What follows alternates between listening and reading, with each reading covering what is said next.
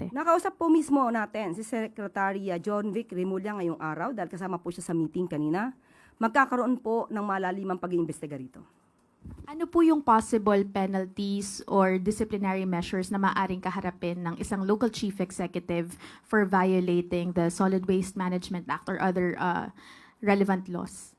Nabanggit po ni Secretary John Vic, maaari pong mapag-usapan at matignan kung may negligence at kung mayroong paglabag sa environmental laws.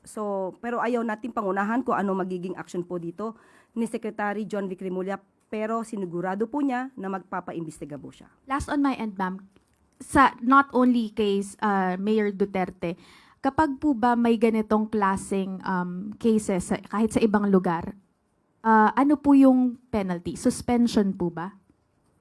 Depende po kasi. Depende po sa gravity ng offense na kanila na-commit. So, sa lahat na po ng mga leader, no, sa LGUs, tandaan po natin, kayo po ay para sa taong bayan, hindi pansarili, hindi po dapat katamaran o pangsarili ang iniisip. Isipin niyo po ang inyong constituents. So, sa lahat po na mag-aakto ng binabaliwala ang kanilang constituents o kanilang trabaho, dapat po sila